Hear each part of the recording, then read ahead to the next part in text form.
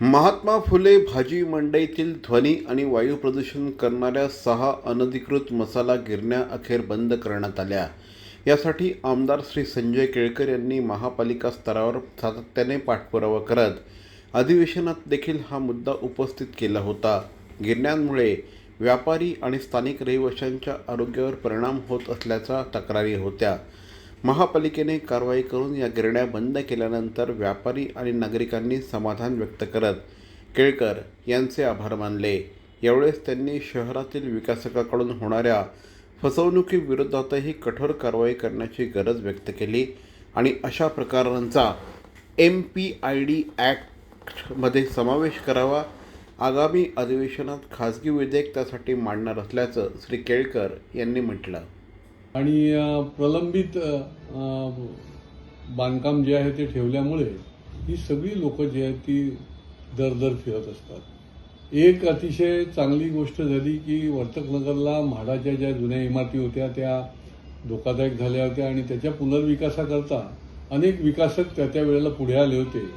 माझ्याकडे जवळजवळ 400 कुटुंब ही त्यांची तक्रार घेऊन गेलं वर्षभर माझ्याशी संपर्कामध्ये आहेत आणि त्या विकासकाने अनेक प्रकारची त्यांना आश्वासनं दिली, दिशाभूल केली आणि काही जणांची तर 10-10 वर्ष देखील त्या ठिकाणी इमारत बांधली गेली नाही.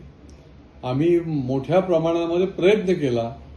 EOW मध्ये प्रत्येक इमारतीच्या रहिवाशांच्या तक्रारी ज्या आहेत ते गुन्हे नोंदवले आणि त्या विकासकाच्या विरुद्ध सर्व इमारतींचे गुन्हे नोंदवले. वर्षभर प्रयत्न करून देखील त्याच्यातून काही निष्पन्न झालं नाही. विकासक केवळ आणि केवळ दिशाभूल करत गेला आणि त्याच्यामुळे कालच EOWच्या माध्यमातून त्याला अटक झाली. आता अशा पद्धतीने लोक 10-10 वर्ष भटकत राहणार आणि त्याच्यानंतर विकासक त्याच्यावर काहीही उपाय करणार नाही. आता त्याला EOWच्या माध्यमातून अटक झाली. वर्षभर मी या सगळ्या लोकांच्या करता याच्यातून काही मार्ग निघण्याकरता प्रयत्न चालू होता आमचा EOWच्या माध्यमातून आणि त्या विकासकाचे जे प्रतिनिधी आहेत त्यांच्या माध्यमातून.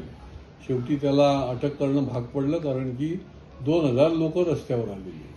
आता त्यांचा सेल्फ रिडेव्हलपमेंटच्या माध्यमातून त्या इमारती होण्याच्या दृष्टीने आमची आता वाटचाल सुरू आहे.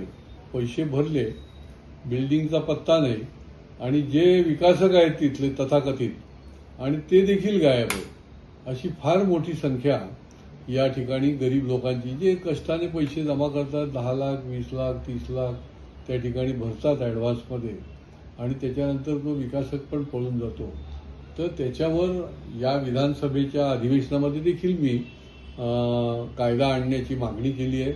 त्या ठिकाणी मी बिल आणलं आहे की अशा प्रकारचे जे विकासक फसवणूक करणारे आहेत त्यांच्यावर आपण MPID लावा.